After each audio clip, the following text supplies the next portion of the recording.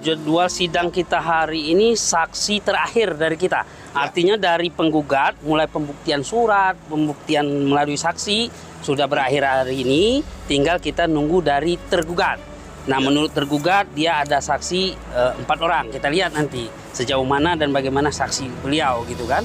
Namun, saya rasa mereka menghadirkan saksi nanti terkait dengan gugatan rekompetensi dia. Bukan berdasarkan gugatan kita, tapi itu hak mereka, kita lihat nanti. Oke, ini tahap sidang apa? Kalau sekarang ini kan sidang saksi, dalam proses sidang saksi. Tapi kita sebagai penggugat, saksi kita sudah cukup, bukti kita sudah cukup.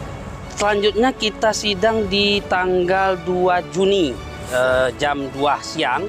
Nah, kalau untuk sidangnya berapa kali lagi, mungkin kalau namanya sidang perdata ya, tadi kita sudah mulai masukkan gugatan, kita sidang pembukaan, kemudian kemarin saksi sidang mediasi ya, mediasi itu selama 30 hari, kemudian habis itu kita dilanjutkan pembuktian, habis pembuktian kita dilanjutkan dengan saksi. Kita ada 2 kali menghadirkan saksi, sekali 2 orang, 1 kali 4 orang, semuanya terkait dengan pokok gugatan kita, yaitu surat perjanjian yang wan prestasi atau diingkari. Gitu. Oke, sampai hari ini itu menurut penelaahan Bang Dia, apa kliennya bisa menangkap perkara ini? Kalau berdasarkan fakta-fakta yang disajikan oleh kita maupun oleh lawan kita, sejauh ini di pengadilan, di persidangan ya, sudah terbukti bahwa ada wan prestasi. Dan intinya perusahaan mengakui adanya perjanjian tersebut dan mengakui ada wan prestasi tersebut. Jadi saya rasa cukup, tidak ada alasan hakim untuk menolak gugatan kita kalau berdasarkan fakta-fakta yang selama ini kita lihat. Yang menjadi tuntutan kita dari awal, dari sebelum masalah ini sampai ke pengadilan kan minta penuhi sesuai dengan perjanjian. Ya, ada 3 poin. Pertama, nanti pembangunan stok file itu market tanah kita ya terus sudah dipenuhi, jual beli itu. Berdasarkan stok file itulah kita ada yang namanya pengolahan kantong parkir, kemudian workshop, kantor dan lain sebagainya itu harus dibangun atau membeli dari tanah kita kembali begitu. Oke. Dan kemudian memasukkan 1 atau 2 atau berapa lah karyawan yang mempunyai kapasitas dari keluarga Buramsida. Namun sejauh ini perusahaan mengatakan bahwa dia telah memenuhi semua. Artinya karyawan sudah dipenuhi. Kalau karyawan tuh oke lah, kita anggap sudah dipenuhi, ada 1 orang. Oke, tidak ada masalah untuk perjanjian yang mengakomodir pekerja dari keluarga Buramsida. Kemudian stok pembangunan workshop, kemudian pembangunan kantor, kemudian pembangunan apa terkait dengan itu kan tidak boleh membeli tanah orang lain, harus tanah Buramsida. Nah, menurut perusahaan dia sudah memenuhi, di mana katanya dia telah menyewa rumah Buramsida.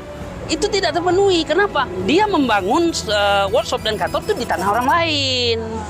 Nah, itu. Dan kemudian masalah kantong parkir. Masalah kantong parkir ini kan dari awal itu yang menjadi permasalahan besar. Ibu Buramsida sudah tergusur tanahnya, sudah terlanjur menggusur tanah, sudah terlanjur membangun UMKM ya di lahan parkir, ternyata tidak boleh parkir di situ. Nah, itu. Nah, itu kan banyak tanah tumbuh seperti pohon karet, itu bagaimana? Nah, kan tadi sebenarnya mau saya tanyakan terkait dengan saksi-saksi ya Pak Atim, terkait dengan pohon karet, tapi berapa kali hakim menjelaskan itu sudah dijawab oleh saksi kita bahwa di tanahnya Buramsida itu ada karetnya, ada jengkol, ada pete dan tanaman lain, itu yang saya lihat. Kalau yang selainnya saya tidak lihat. Nah, saya tidak pernah juga masuk ke lahannya Buramsida, kan begitu.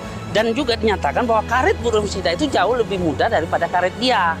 Kan jelas berarti sedang aktif gitu kan. Sudah terbukti, nggak perlu kita mengulang-ulang pertanyaan yang sudah ditanyakan oleh majelis hakim. Oke.